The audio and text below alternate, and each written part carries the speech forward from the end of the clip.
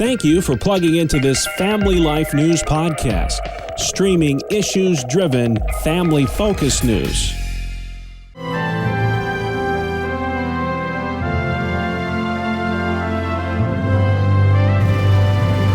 This is Faith Under Fire. Each Thursday on Family Life, we give voice to religious battlegrounds in this nation.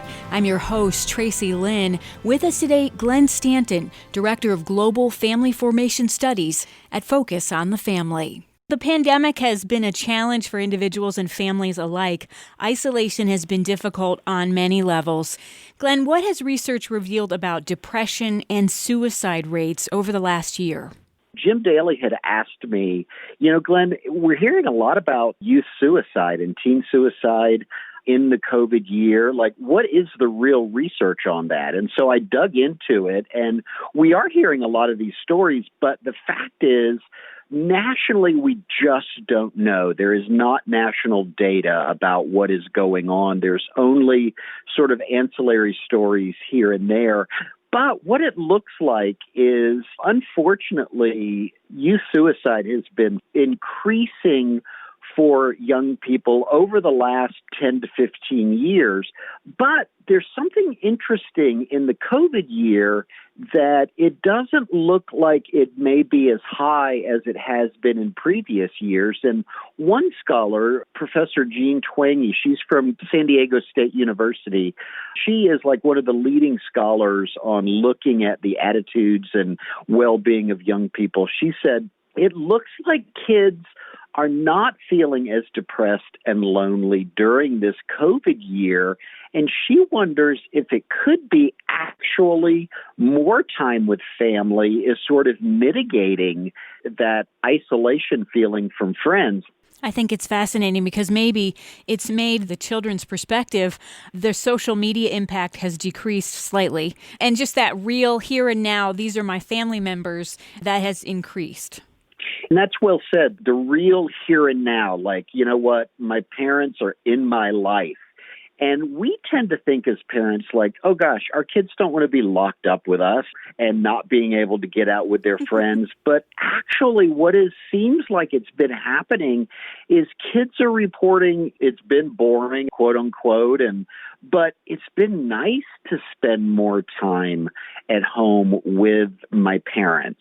It's been nice to spend more time with my siblings. It's interesting that Dr. Twenge, she found like 68% of kids are reporting that, yes, I'm spending more time with my family and that it has improved my family relationships. And so we need to know as parents, when our kids roll their eyes and they huff and haw like, oh, I don't want to have to go to spend more time with you, they actually do. They really do want that closeness. They do want that time together. They do want to hear our corny jokes, and they do want to spend time talking with us. Absolutely. Was there also data on which folks coped best during the pandemic as far as a demographic?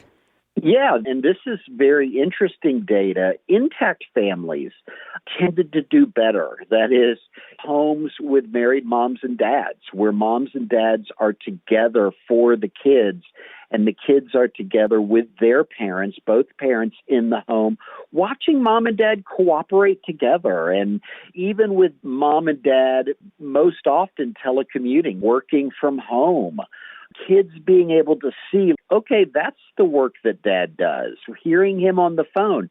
Same thing with mom. Okay, that's the work that mom does.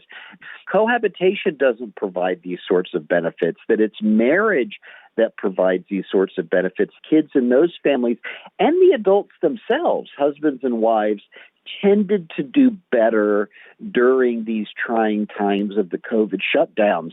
Yeah, each family member kind of rediscovering the other one. And I'm sure it has been hard for single parents during the lockdowns. Well, it has been more difficult because they are more isolated and they're carrying more of the load. This idea that we're hearing in culture of one family form is just as good as another, the single parents themselves know that that is a tougher road to hoe, that it is a more difficult process, and that not all families are equal. I mean, the single parents themselves would tell you that this is no cakewalk. the single parents doing heroic jobs of doing the best that they can, but they realize that as single parents, they're kind of marching through life, hiking through life with a couple of extra rocks in their backpack that make things a little bit more difficult. And so, we as community members and family members need to be mindful and aware of that. Yeah, thank you for bringing that out, Glenn. How can parents intentionally leave a legacy of faith for their kids? Do you have a tip or two to share on that score? Yeah, and that's kind of what we're seeing here, that a lot of it is just showing up and being together and talking to your kids. And we have Focus on the Family. We have many, many resources about talking to your kids about faith. But a lot of it is just living out your faith in regular times. Let your kids see you reading the scriptures. Let your kids see you praying.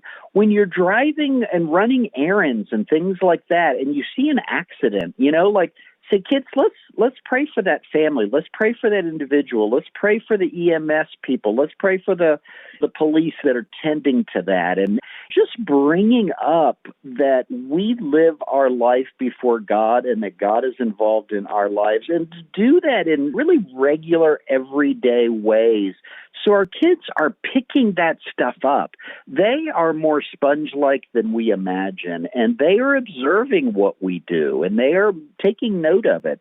So living our faith out in really practical and real ways that show compassion and concern for others around us is a very, very impactful way to build up your own child's faith. Excellent. Thanks, Glenn. Back to the topic of depression and suicide. A few weeks ago, I spoke with Walt Hare, a man who once identified as a woman following surgeries. He said going through hormones and surgeries to identify as another gender is a sure way to increase rates of suicide.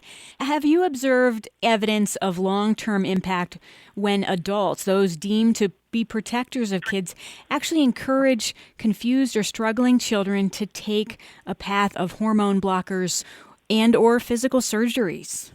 I am so glad that you brought that up, because that is something that we are dealing with so much at Focus. And I know Walt, he is a good friend, and his voice is so important. And yes, absolutely, this idea that, okay, God creates us male and female, but then we can simply identify as something other than what God created us. Walt and so many people like him are saying, you know what, we were sold a bag of lies to say that our gender can just be fluid. And so they went into the direction of radical changes, changing body parts, cutting off body parts, hormone blockers, things like that. And they realized that, no, that's what Walt came to realize. No, I am the man that God created me to be, and that I am happier this way. And this false promise that, well, I can just change my male or female like changing clothes is just an absolute lie. And so parents, don't fall for that. Don't fall for that lie. And we're seeing that in kids. I mean, kids are like, oh, I'm non-binary or I'm transgender. Much of that is just an identity thing to be cool and hip and progressive. And we just should not fall for it. We have to understand that we are not assigned male and female at birth. We are created male and female, and we simply just don't identify, quote unquote, as male or female. We are male and female. Every cell of our body is marked with God's design of either being male or female, and that's very significant for us to know and understand. Glenn, thank you for that. Well said. This is a challenging culture for traditional biblical values, especially concerning sexual orientation and gender identity. Next week, a book will be released from a throuple. I had to look that up. Who made history a couple of years ago to be the first 3 dads to ever to be added to a birth certificate in California. The book will highlight what it calls adventures in modern parenting. Wow, Glenn, this is such a hot button topic right now, but it's a reminder that there is a battle between 2 kingdoms. One aims to steal, kill, and destroy. Do you have any tips for how we can lovingly and with conviction point people to Jesus and the abundant life God's got for us. Well, I like the way what you added in there, lovingly and with conviction, that, this is a battle for life and death.